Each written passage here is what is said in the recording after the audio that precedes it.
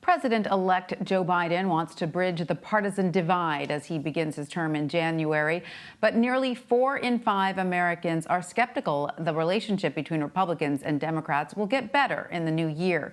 Pew's latest poll from November on partisanship shows just 21% of Americans think relations among the two major parties in Washington will get better. About 41% of people think it will remain the same, and 37% say the divide will only get worse. We can see that political divide play out in our daily lives, whether it's conversations online or at the holiday dinner table with relatives. Some, like Professor Loretta Ross, are fearful of what they see as a growing trend of publicly shaming individuals with whom we disagree. Instead, she says she's come up with a better solution. What if instead of calling people out, we called them in? That's the question Ross wants to pose to her students as she continues her lifelong fight for human rights. Loretta joins me now from Atlanta. She's a visiting associate professor for the program for the study of women and gender at Smith College and has been an activist helping women of color fight for reproductive justice for more than 50 years. Professor Ross, welcome. It's great to have you with us. How do you believe so-called call-out culture actually hurts the fight for equal rights? Well, I think when people use their rage to talk to people instead of respect and joy, that you make people fearful, first of all, of wanting to engage with you. They feel that you're criticizing them, so they get so defensive. And often they even double down on their beliefs because they don't like being publicly shamed. No one likes being publicly shamed, even if they are in the wrong. And sometimes call-outs happen when people have done nothing wrong, but they simply disagree with you. And so we really need to lower the temperature, take a deep breath, self-assess whether we're ready to help somebody else grow, but also not expect just because we offer them new information that they're in a place to receive it. So what's an example of calling somebody in? How do we do that?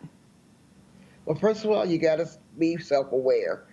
Understand why are you doing it, and make sure that love and respect is at the top of your head and your heart instead of anger and rage. But you can start it with some startup sentences like, I beg your pardon. When you said that, I'm not sure if I heard you the way you meant me to hear you. Or, when you use that word we don't use that much anymore, could we go out and have a cup of coffee and talk about the latest word that people use now? Because I don't think you meant to offend anybody, but I want to help you and help myself understand more of what you actually meant. And so how do you believe that we've gotten to a point where we've stopped calling people in, where we seem to be driven by, as you put it, anger, that we lead with anger? How have we gotten to this place? Well, you have to remember the original definition of calling out is what killed Alexander Hamilton. So this is not new behavior.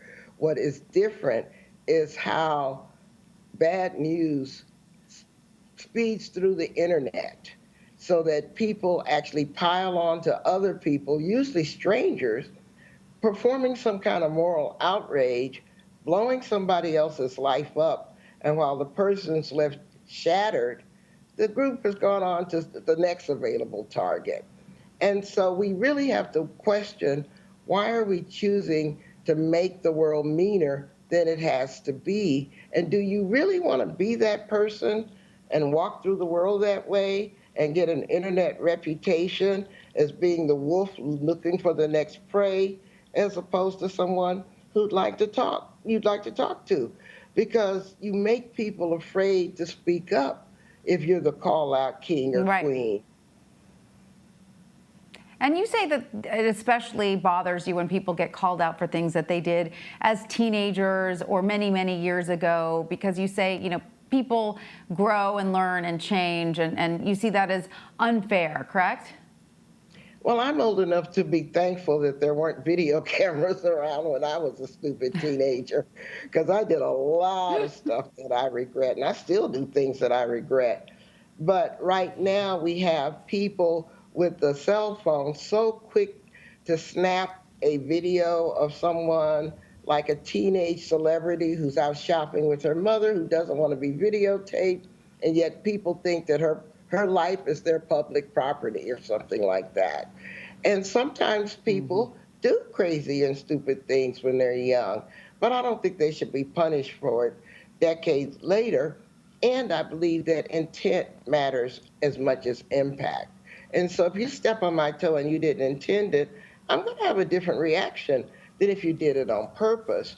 And so this overstatement of harm, only looking at impact, I think is wrong because you have to give people the benefit of the doubt.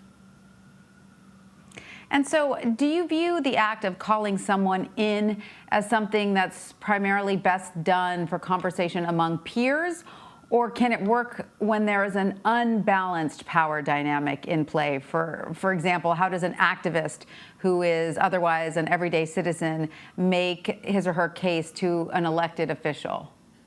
Oh, I definitely believe in calling people out who aren't being responsible for the oath that they've sworn and the people that they're supposed to serve. And if they're misleading or misinforming people, I have no problems calling out people like Trump, for example, because I think he has disgraced the office of the presidency. And not that he listened to me, but I have no interest in calling him in the first place. But most calling out is done sideways, not punching up or punching down. We're usually calling out people who have the same power that we have, even if we, even if we know that, because most of the time we're just calling out total strangers and we don't even know the effects of what we're doing. But if you look at teenage suicides through bullying over the internet, we all should be concerned about that because kids are getting called out for stuff and they don't have the maturity not to think that this is the worst day they'll ever have in their lives. Professor Loretta Ross, thanks for being with us. We appreciate your insight. Thanks for having me on your show.